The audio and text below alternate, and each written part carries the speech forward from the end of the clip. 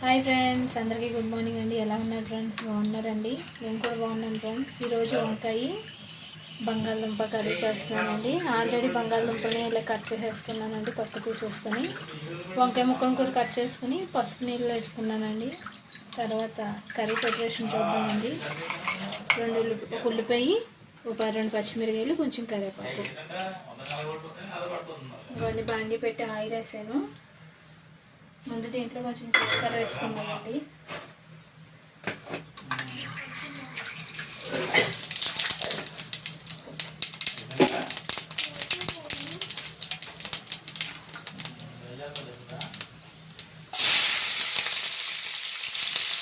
తర్వాత ఉల్లిపాయలని కరివేపాకు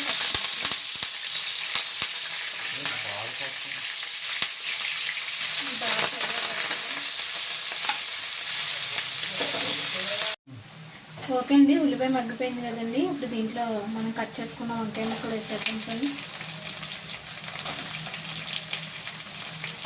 వంకాయలు కూడా బాగా ఫ్రై అవ్వాలండి.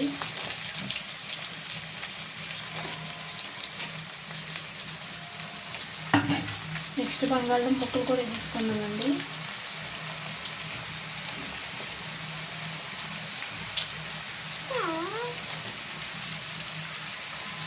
మనం ముందు పసుపు వేయలేదు కదండి దీంట్లోనే. ఇప్పుడు వేద్దాం కొంచెం పసుపు ఫ్రెండ్స్. కొంచెం పసుపుని కొంచెం ఉప్పు వేద్దామండి, 1 స్పూన్ పసుపు. ముందు ఉప్పు వేయలేదండి, ఎందుకంటే వంకాయ ముక్కలు ఉడకవు, అందుకని వేయలేదు. 1 స్పూన్ సాల్ట్ వేద్దామండి, కలుపుకుందాం.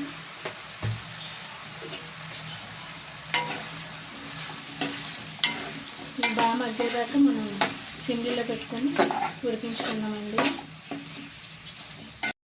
ఓకే అండి, ఇవ్వండి వంకాయ ముక్కలు, బంగాళదుంప ముక్కలు బాగా మగ్గిపోయినాయి కదా ఫ్రెండ్స్. ఇప్పుడు దీంట్లో మనం టమాటా వేసుకున్నామండి. దీంట్లో 2 టమాటాలు వేసుకుంటాం గ్రేవీ కోసం. ముందే వేయలేదండి, ఎందుకంటే మనం ముందే వేస్తే వంకాయ ముక్కలు ఉడకవు ఉంటా, అందుకని ముందే వేయలేదండి నేను. ఇవి బాగా మగ్గాలండి. టమాటా వేసాం కదండి, టమాటా పచ్చివాసన మొత్తం పోయేదాకా బాగా మగ్గాలి ఫ్రెండ్స్. మూత పెట్టేసుకున్నాం. ఓకే అండి, టమాటా మగ్గిపోయింది కదండి. దీంట్లో మనం 1 స్పూన్ కారం, 1 స్పూన్ ధనియాల పొడి వేద్దామండి. కారం కొంచెం తక్కువ వేస్తున్నానండి పిల్లల కోసం. ఈ కారం, ధనియాల పొడి మొత్తం వంకాయ బంగాళదుంపలు పట్టే వరకు మనం కలుపుకున్నామండి. ఒక 2 సెకండ్స్ ఉంచుకున్నామండి. మొత్తం మసాలా అంతా, మసాలా ఏమి కాదు, కారము, ధనియాల పొడి. ఇందులో నేను అల్లం వెల్లుల్లి పేస్ట్ కానీ ఏమి వేయలేదండి, ఎండాకాలం కదా ఫ్రెండ్స్, అందుకని మసాలాలు అవి తక్కువ వేసి వండుతున్నాను కర్రీ చిన్నపిల్లల కోసం. 2 సెకండ్స్ ఉంచుతామండి. ఓకే అండి, కారం మొత్తం కలిసిపోయింది కదండి. ఇప్పుడు దీంట్లో మనం వాటర్ వేసుకున్నాం ఫ్రెండ్స్. కొంచెం ఎక్కువ వద్దండి, కొంచెం వేసుకుందాం, మళ్ళీ వంకాయ పీస్ అయిపోతుంది కాబట్టి. ఓకే అండి, ఒక 5 మినిట్స్ అండ్ 10 మినిట్స్ అయితే మనకి కూర అయిపోతుందండి. ఓకే అండి, కర్రీ అయితే అయిపోయింది ఫ్రెండ్స్.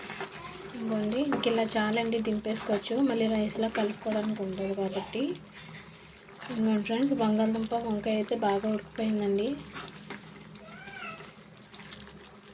ఓకే అండి, ఇలాగా సాఫ్ట్గా పిల్లలు చక్కగా ఇష్టంగా తింటారండి ఇలా వండితే, ఎటువంటి మసాలాలు లేకుండా.